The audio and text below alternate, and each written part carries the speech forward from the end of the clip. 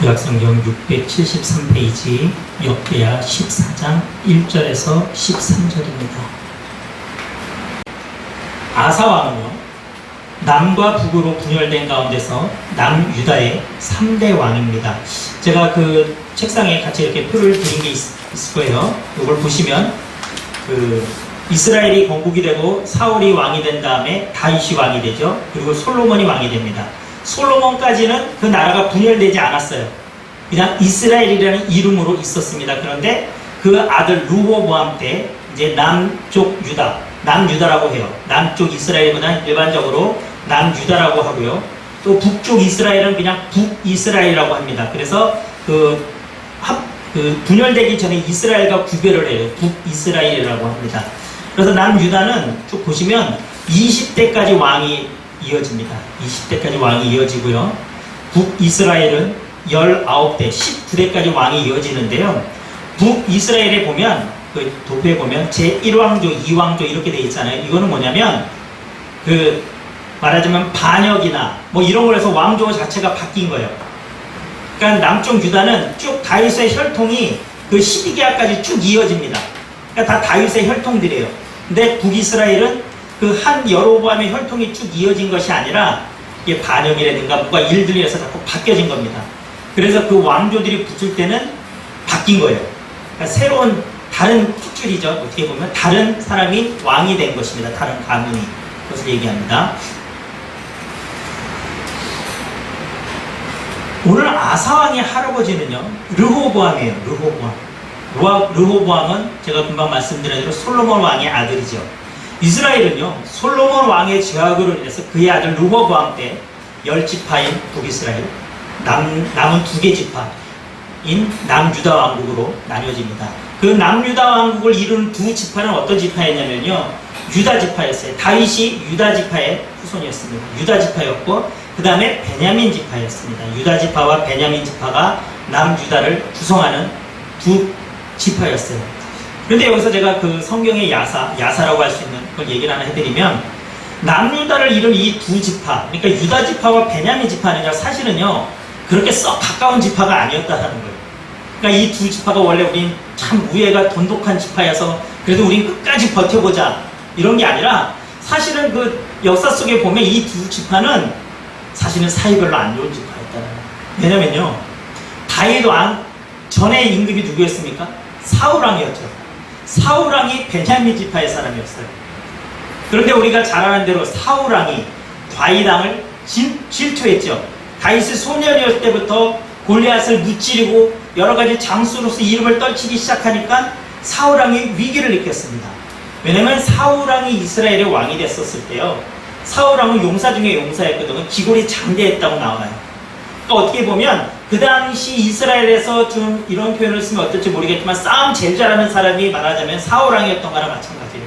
그래서 자기가 왕이 된 건데, 소년 다윗, 목동이었던 어린 다윗이 그 엄청난 진짜 블레셋의 골리앗을 무찌르고 나서 그 다음부터 싸움에 나갈 때마다 승승장구를 하니까 사울왕 입장에서는 정말 눈에 가시였죠. 그래서 여러 가지 방법으로 다윗을 죽이려고 했습니다. 그런데 그거와는 상관없이 솔로몬 왕의 아들이었던 요나단은요, 다윗과 친구였어요. 그러니까 아버지는 어떻게 하든지 다윗을 죽이려고 하는데 요나단은 어떻게 하든지 다윗을 살려주려고 했던 것입니다. 그리고 절친이었어요. 그래서 여러분, 그 성경에서 가장 친한 친구를 얘기할 때 다윗과 요나단을 우리가 일반적으로 얘기하지 않습니까? 그래서 사무엘상 20장 42절에 보면요, 요나단이요, 다윗에게 이렇게 얘기를 합니다. 평안히 가라. 우리 두 사람이 여호와의 이름으로 맹세하여 이르기를, 여호와께서 영원히 나와 너 사이에 계시고 내 자손과 내 자손 사이에도 계시리라 하였느니라. 이 어떤 그 요나단이 어떤 하나님 앞에서 이 맹세, 이 간구가 사실은 이어져 내려온 거예요. 그래서 왕국이 분열되는 이 상황에서도 유다 지파와 베냐민 지파는 함께했던 것입니다. 남과 북으로 분열된 이스라엘 왕국은요, 제가 처음에 말씀드린 대로 남유다가 20대를 갖고 북이스라엘이 19대를 갑니다. 그런데 그들의 역사를 보면요, 대부분의 그 남유다든 북이스라엘이라든 그 왕들이요, 하나님 앞에 범죄합니다. 그 다윗 왕처럼 정말 하나님의 마음에 합한 그런 왕들이 정말 얼마 없었다라는 거예요. 정말 소수였습니다. 북이스라엘은요, 뭐 쳐다볼 것도 없고요. 남유다도요, 정말 드물었어요. 그런데 그렇게 드물 왕들 중에 한 명이 오늘 본문의 아사 왕이었습니다. 오늘과 다음 주는요, 우리가 그 아사 왕의 통치를 살펴보면서요, 그가 어떻게 하나님을 잘 섬겼고, 정말 젊은 날에는 하나님을 잘 섬겼지만 그가 나중에는 하나님 앞에 또 불순종하는 모습을 보여줍니다. 우리가 그것을 살펴보면서 왜 그랬는지, 그리고 그 일을 통해서 우리가 무엇을 깨달아야 하는지를 같이 한번 살펴보도록 하겠습니다. 오늘 본문의 말씀의 제목이 뭡니까? 오늘 제목이 뭐예요?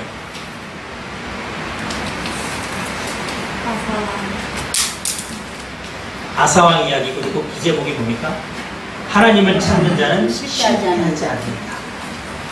오늘은요, 우리가 아사왕이 왕위에 오르고 나서부터 그가 행한 일들을 우리가 살펴보면서 그가 어떻게 했을 때, 그가 하나님을 찾았을 때 하나님이 그의 손을 놓지 않았고 그가 실패하지 않았던 그런 내용들을 우리가 같이 한번 나눠보겠습니다. 아사가 왕이 돼서 한 첫 번째 일은요, 남유다에 있던 우상을 제거한 것입니다. 아사왕의 아버지는요, 아비야였어요. 아비야 때는요, 이 북이스라엘과 전쟁이 굉장히 많았습니다. 큰 전쟁이 있었고요. 그리고 그 전쟁 후에도요, 크고 작은 전쟁들이 계속 이어져 왔어요. 그런데 오늘 본문 1절을 보면 아사가 그 아버지 아비야를 대신해서 왕이 된 다음에 어떻다고 합니까? 10년 동안 평안했다고 얘기를 하는 거예요. 10년 동안 아무런 전쟁이 없고 그냥 나라가 평안했다는 것입니다. 그리고 그 이유를요, 2절에서부터 5절에 설명하고 있는데요, 2절에 보면요, 하나님이 여호와 보시기에 선과 정의를 행했다라고 얘기하고 있어요. 누가? 아사가. 여기서 아사가 선정을 베풀었다는 것은요, 하나님을 대신해서 백성들을 잘 다스렸고요, 올바른 지도자의 마음을 가졌다는 것을 얘기합니다. 또한 아사는요, 하나님이 제일 싫어하는 우상을 깨끗이 제거함으로써 인해서 하나님으로부터 평안을 선물로 받았습니다. 이스라엘에 본격적으로 우상이 들어오기 시작한 때는요, 아사왕의 증조 할아버지가 되는 솔로몬 왕 때였습니다. 솔로몬이 왕이 되고 나서 여러분 제일 먼저 한 일이 뭐였습니까? 애굽 왕의 딸을 자신의 아내로, 왕비로 삼은 것이었습니다. 그리고 솔로몬은요, 그것에서 그치지 않고 그로 시작해서요, 주변의 여러 왕들과 외교를 맺는데 어떤 결혼을 통해서 외교를 맺기 시작합니다. 열왕기상 11장에 보면요, 솔로몬 왕의 그 후궁과 첩이 몇 명이었는지 여러분 아십니까? 후궁이 700명, 첩이 300명이었습니다. 우리나라 그 삼국시대의 백제 의자왕이 삼천궁녀라고 하는데 참 솔로몬 왕도 어마어마했죠. 그런데요, 이 후궁이 많은 것도 문제였지만 이 더 큰 문제가 뭐냐면요, 그녀들이 이 솔로몬 왕의 시집을 오면서 자신들이 그 나라에서 섬기던 이방 신들을 같이 들여온 것이에요. 그리고 솔로몬 왕이 나이가 많아졌을 때 그녀들이 솔로몬 왕을 꼬시기 시작합니다. 내가 섬기는 이 신에게 같이 그 신을 섬기자고 얘기를 하는 거예요. 그때 솔로몬의 중심을 딱 잡았어야 되는데 솔로몬이 결국 어떻게 됩니까? 그 이방 신들을 섬기는 그 하나님 앞에서 하나님이 가장 싫어하는 죄악을 범하게 되는 것입니다. 그래서 그로 인해서 결국은 이스라엘이 분열되는 그 발단이 된 것입니다. 아무튼 이런 걸로 인하여서 아사왕 때는요, 이거 이스라엘 전역에 이방신에게 제사는 상당히 너무 많았고요, 이방신들을 섬기는 백성들이 참 많았다라는 것입니다. 그런 상황에서 지금 아사왕이요, 왕이 오르고 나서 종교개혁을 하고 있는 거예요. 그냥 뭐 어느 한 부분 조금 몇 명 섬기고 있으니까 야 너네 우상 섬기면 안 돼, 이런 게 아니에요. 지금 솔로몬, 르호보암, 그 아버지 아비암 이 3대를 거쳐오면서 이미 이스라엘에는 우상이 너무 많이 퍼져 있는 상황이라는 것입니다. 그래서 그가 3절에서 5절에 보면 이렇게 합니다. 이방제단과 산당을 없애며 주상을 깨뜨리며 아세라상을 찍고 유다 사람에게 명하여 그 조상들의 하나님 여호와를 찾게 하며 그의 율법과 명령을 행하게 하고 또 유다 모든 성읍에서 산당과 태양생을 없애매 나라가 그 앞에서 평안함을 누리니라. 그리고 아사왕은요, 한 걸음 더 나가서요, 역대하 15장 16절, 그 뒷장이죠. 보게 되면 이렇게 나옵니다. 아사왕의 어머니 마아가가 아세라의 가증한 목상을 만들었으므로 아사가 그의 태우의 자리를 패하고 그의 우상을 찍고 빻아 기드론 시내가에서 불살랐으니. 자, 여기서 그 마아가는요, 그 아사왕의 어머니 마아가라고 하는데 사실은 어머니가 아니라 할머니예요, 할머니. 그래서 뒤에 태우라고 얘기를 하잖아요, 그죠? 왜냐면 히브리어에는요, 할머니라는 단어가 따로 없다고 합니다.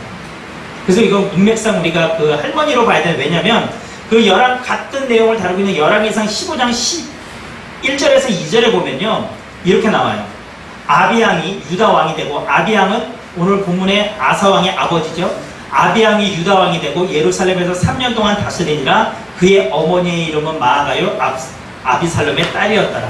할머니입니다, 할머니. 어쨌든 간에 지금 아사왕은요, 할머니가 우상을 섬기니까 어떻게 했습니까? 그 할머니의 그 태우 자리를 패합니다. 그리고 그 할머니가 섬기던 우상을 찍어서 빻고 불살라갖고 버립니다. 시냇가에서 불살랐다. 그러니까 이것을 보면 어떻습니까? 왕이 그 할머니 태우의 자리를 패한다는 것은 여러분 보통 일이 아니죠. 그만큼 아사의 종교개혁의 의지는 강했습니다. 그리고 4절에 보면요, 아사왕은요, 유다 사람에게 명하여 그 조상들의 하나님 여호와를 찾게 하며 그의 율법과 명령을 행하게 하고, 이렇게 나옵니다. 아사는요, 우상을 철폐한 것에서 끝나지 않고요, 더 근본적으로요, 이스라엘 백성들에게 하나님을 찾게 하고요, 하나님의 율법과 명령을 지켜서 하나님께 순종하도록 만드는데 그는 힘썼다라는 것입니다. 이것은요, 아사왕이 종교개혁을 매우 열심히 했고요, 또한 그가 그 종교개혁이 단순히 형식적인 것에서 끝나지 않고요, 실제적인 것이 되도록 그는 매우 힘썼다라는 것을 알 수 있어요. 여러분, 마태복음에 보면 이런 게 나오죠. 귀신 들린 자에게 그 귀신을 내쫓아줬는데 그 다음에 어떻게 됩니까? 더 큰 귀신이 그가 들리죠. 그런 비유가 나옵니까? 안 나옵니까? 나오죠. 이거 뭐냐면요, 하나님과 이스라엘 백성들 사이에 가로막힌 우상을 일단 제거했습니다. 그런데 거기서 멈춰지게 된다 그러면 그 이스라엘 백성들은 우상을 섬기던 그들은 다시 어느 순간 그 우상을 다시 찾게 된다는 것입니다. 그러면 그들은요, 차라리 없애지 않으면 못한 상황이 되는 거예요. 그런데 아사는 거기서 끝난 게 아닙니다. 우상을 제거했으니까, 하나님과 백성들 사이에, 아사왕 사이에 우상을 제거했으니까 이제는 그들이 그 본연대로 하나님을 찾도록 이스라엘 백성들에게 그는 강하게 밀어붙인 것입니다. 그게 중요합니다. 그래서 아사왕의 통치 초기 10년은요, 평안을 누릴 수 있었던 것입니다. 그 가장 큰 이유가 유다 백성들이 여호와 앞에 신앙을 회복했기 때문이라는 것입니다. 그리고 두 번째요, 아사왕이 왕이 돼서 한 두 번째는요, 평안할 때도 깨어서 하나님을 찾은 것입니다. 본문 6절에서 8절을 통해 보면요, 우리는 아사가요, 하나님 앞에서 우상을 제거하고 그 율법과 명령을 지킴으로 평안을 얻은 다음에 그의 행동을 알 수 있습니다. 6절에서 7절 제가 한번 읽겠습니다. 여호와께서 아사에게 평안을 주셨으므로 그 땅이 평안하여 여러 해 싸움이 없은지라. 그가 견고한 성읍들을 유다에 건축하니라. 아사가 일찍이 유다 사람들에게 이르되 우리가 우리 하나님 여호와를 찾았으므로 이 땅이 아직 우리 앞에 있나니 우리가 이 성읍들을 건축하고 그 주위에 성곽과 망대와 문과 빗장을 만들자. 우리가 주를 찾았으므로 주께서 우리 사방에 평안을 주셨느니라 하고 이에 그들이 성읍을 형통하게 건축하였더라. 지금 유다 왕국은요, 남유다 왕국은요, 하나님의 축복으로 인해 여러 해 동안 싸움이 없었고요, 그런 평안한 가운데 있습니다. 그런데 아사 왕은요, 그런 평안한 가운데서도요, 흐트러지지 않고요, 일찍이 백성과 함께 하나님을 찾았다는 것입니다. 여러분, 이게 얼마나 힘든 일인 줄 아십니까? 우리가 고난 때 하나님을 찾는 것은 너무나 쉽죠. 하나님을 아는, 그저 적어도 신앙생활을 하는 사람이라면 고난 때 일단 무조건 우리 하나님 찾죠. 하지만 그 고난이 끝나고 평안할 때는 어떻습니까? 우리가 하나님을 잘 찾나요? 잘 안 찾잖아요. 근데 오늘 본문의 아사왕은 그러지 않았다라는 것입니다. 그는요, 이 평안한 가운데서요, 성읍을 건축하고요, 또한 하나님을 찾습니다. 사방의 평안이라는 표현이 나오죠. 이것은요, 외적의 침입에서 완전히 보호된 상태의 안전한 정착 생활을 가리키는 말이에요. 그 아사왕 때는요, 그 당시 팔레스타인의 그 지리적인 여건을 보면요, 사실은 이 유다는 계속 전쟁을 할 수밖에 없는 상황이었어요. 그 아버지 때도 계속 전쟁했다고 그랬잖아요. 그런데 그렇게 우리가 평안할 수 있었다는 건 뭐라고 얘기합니까? 아사왕은요, 여호와께서 우리가 하나님 여호와를 찾았으므로 이 땅이 아직 우리에게 있다라고 얘기합니다. 우리가 평안한 이유가 하나님을 찾았다는 것입니다. 그리고 그는 그때 성곽을 만들고 망대와 문과 빗장을 만듭니다. 그가 이 평안한 가운데 그런 과정 또한 형통했다라고 성경은 얘기하고 있어요. 그리고 이어지는 8절에 보면요, 그 남유다의 현재 그 군대의 상황을 알 수 있어요. 지금 남유다 전체 군사수가 몇 명이라고 얘기를 합니까? 58명이요. 그쵸? 유다 지파에서 30명, 베냐민 지파에서 28만 명이라고 나오죠. 총 58만 명의 어떻게 보면 부국 강병을 좀 이룬 상태죠. 이 58만 명이라는 숫자가 어느 정도냐면요, 그 아들 그 아버지 아비야 때 이제 그 많은 전쟁이 있었다고 했잖아요. 그러면 우리가 상식적으로 전쟁을 벌였을 때 군인의 수가 가장 많지 않습니까? 왜냐면 이겨야 되니까, 상대방과 싸워야 되니까 어떻게든 간에 군사들을 그냥 그 사람들을 모집하잖아요. 징병을 하잖아요. 그런데 그 아비야 때요, 군사 수가 40만 명이라고 나와요. 여러분께서. 그러니까 전쟁 때 40만 명이었는데 지금 평안할 때 거의 2배 가까운 수의 군사가 지금 갖고 있는 것입니다. 58만 명이 있는 것입니다. 그리고 그 58만 명이 다 큰 용사라고 해요. 이건 뭐냐니까? 훈련이 잘 된 정예 용사라는 얘기입니다. 아사는요, 평화의 시기에도 하나님을 잊지 않고 그는 찾았습니다. 그리고 그로 인해서 부국강병을 지금 이루고 있는 것입니다. 세 번째, 아사가요, 왕이 됐을 때요, 구수 사람 세라가 쳐들어옵니다. 그런데 아사는요, 그때도요, 자신의 그 강한 군사력이 아닌 하나님을 찾고 의지했습니다. 평안함 속에 있던 유다에 적이 쳐들어옵니다. 구수 사람 세라가 쳐들어오는데 그 군대 수가 얼마큼입니까? 군사 100만 명과 병거 300대를 이끌고 쳐들어왔단 말입니다. 아마 이 병거는 지금으로 따지면 장갑차 이런 개념 되지 않을까 싶습니다. 엄청난 인원이 쳐들어온 거죠. 구스는요, 지금으로 따지면 에티오피아예요. 에티오피아. 그런데 이 엄청난 군대를 맞서 싸웠을 때 아사왕의 대처가 우리의 상식을 벗어납니다. 10절에 보면 적들이 쳐들어오니까 그가 마주 나가서 골짜기에 진을 칩니다. 일반적으로요, 그 당시 어떤 성을 중심으로 하는 공성전이라고 해요. 그 싸움 속에서 보면 성을 공략해서 승리를 하기 위해서는 약 2배가량의 인원이 필요하다고 평균적으로 얘기를 한다고 합니다. 근데 이게 참 재밌어요.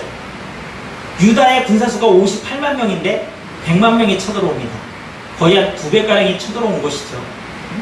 어찌 보면 이거는요, 하나님이 아사왕이 부국 강병에 의해서 교만해서 하나님을 버리고 자신의 능력을 과신하지 않도록 어떻게 보면 쳐들어온 구수의 군대 수가 딱 2배가 되는, 거의 2배가 되는 100만 명이 쳐들어오게 하신가 하는 그런 생각도 한번 해봅니다. 왜냐면 성을 지키고 있는 물의 2배 정도는 그 성을 공략할 수 있는 인원이라고 얘기를 한다고 했잖아요. 그래도요, 이런 상황에서 아사가 만약에 성문을 굳게 걸어 잠그고요, 쳐들어온 구수 군대와 싸웠다고 한다면 비등하게 싸울 수 있었을 것입니다. 그런데요, 아사는 그렇지 않았어요. 정말 열심히 만들어 놓은 성읍과 망대 그런 것들을 다 뒤로 하고요. 골짜기로 갑니다. 벌판으로 가서 그는 대치합니다. 그는 쳐들어온 구주군대와 이제는 싸우기 위해서 대치합니다. 그를 지켜줄 수 있는 아무 어떤 장벽도 성읍도 망대도 없었습니다. 그리고 11절에 아사가 하나님께 부르짖습니다. 같이 한번 읽을까요? 11절이요. 여호와여, 힘이 강한 자와 약한 자 사이에는 주밖에 도와줄 이가 없사오니 우리 하나님 여호와여, 우리를 도우소서. 우리가 주를 의지하오며 주의 이름을 의탁하옵고 이 많은 무리를 치러 왔나이다. 여호와여, 주는 우리 하나님이시오니 원하건대 사람이 주를 이기지 못하게 하옵소서. 여러분, 이 아사왕의 기도에 대해서 여러분 어떤 느낌을 받으셨습니까? 이 아사왕의 기도를 듣고 여러분들은 어떤 생각이 드십니까? 제가 이 아사왕의 기도를 이렇게 묵상하면서 느낀 것 하나는 뭐냐면요, 2배가량 많은 군사가 쳐들어왔고 또 병거까지도 300대가 쳐들어온 상황에서 그들과 대치하고 있는 이 아사왕의 기도가 왠지 차분하다고 느껴지지 않으십니까? 고난과 위기 가운데서 하나님 좀 살려주세요. 하나님 좀 어떻게 좀 해주세요. 그냥 위급 상황에서는 급하게 부르짖는 그런 기도가 아니다라는 느낌이 듭니다. 차분합니다. 평안한 가운데서도 아사왕은 끊임없이 하나님을 찾았습니다. 이것은 그가 하나님과 늘 친밀한 관계 속에 있었다는 것을 얘기하는 것입니다. 그렇기 때문에 이런 적국의 100만이라는 대군대의 침략 속에 그런 절대절명의 상황 속에서도 그의 기도는요, 우리가 흔히 하는 고난 중간에 하는 그런 진짜 허둥대는 그런 기도가 아니라 하나님 앞에 묵묵하게 하지만 담대하게 하나님의 전능하심을 고백하는 그런 차원이 다른 기도를 오늘 아사왕은 하고 있는 것입니다. 이것은요, 그가 평안할 때도 하나님을 찾았기 때문에, 하나님과 늘 친밀한 관계에 있었기 때문에 가능한 기도였습니다. 이런 기도에 하나님이 응답 안 하시겠습니까? 당연히 하나님은 응답하십니다. 여러분, 12절 한번 보시면요, 구스 사람을 누가 무찌릅니까? 12절 제가 읽어볼게요. 한번 들어보세요. 여호와께서 구스 사람들을 아사와 유다 사람들 앞에서 치시니 구스 사람들이 도망하는지라. 지금 구스 사람을 누가 쳤다고 그래요? 아사 군대가 쳤습니까? 하나님이 치셨죠. 물론 이 얘기는요, 하나님이 아사 군대를 그 구스 군대를 치는 동안 아사 군대는 그냥 가만히 서서 기다리고 있었다, 그냥 지켜보고 있었다는 얘기는 아니에요. 하지만 하나님은요, 뭔가 우리가 이렇게 자세하게 설명되어 있지는 않지만 하나님은 직접 움직이셨다는 얘기입니다. 그 싸움에 아사왕의 군대도 유다 군대도 합류했겠죠. 하지만 하나님이 뭔가 주도적인 어떤 이 전쟁을 이끌어 가셨음을 나타내는 것입니다. 여러분, 성경에 보면요, 이스라엘 백성들이 얼마나 많은 전쟁을 합니까? 하지만 하나님이 직접 이렇게 치셨다라는 그 전쟁은 몇 개 되지 않습니다. 이것은요, 하나님이 아사왕의 기도를 놀랍도록 응답하셨다는 얘기고요, 하나님의 강한 손길이 남유다에 보호하셨습니다. 그 싸움을 이끌어 가셨음을 얘기합니다. 그리고 어떻게 합니까? 아사왕으로 하여금 도망가는 구스 사람을요, 그랄까지 쫓아가서 대승을 거두게 하셨습니다. 많은 물건을 빼앗아고 계셨고요, 그로 인해서 주변 나라들이 두려워했다고 얘기를 하는 것입니다. 이 주변 나라는요, 더 이상 유다를 감히 어떻게 할 생각을 못 먹는 것입니다. 우리는 예기치 못할 환난, 고난을 당하면요, 하나님보다는 자신의 능력과 지혜로 해결하려고 합니다. 그러나 이럴 때일수록 내 자신의 능력을 신뢰하지 않고요, 오직 하나님의 영광, 하나님 앞에 하나님의 그 위대하심에 중심을 두고요, 우리가 기도해야 하는 것을 아사는 보여줍니다. 그리고 그 기도가 하나님과의 평소의 친밀함 속에서 나온다는 것과 우리는 있어서는 안 됩니다. 누구나 하나님이 주시는 평안함을 소망하며 이 세상을 살아갑니다. 그런데요, 그것을 위한 하나님과의 관계 정립은 생각하지 않아요. 역대기서에는요, 전체적으로 흐르는 중심 사상이 하나 있습니다. 우리 한번 같이 찾아볼게요. 역대하 7장 14절입니다. 665페이지입니다. 역대하 7장 14절. 역대하 7장 14절 665페이지입니다.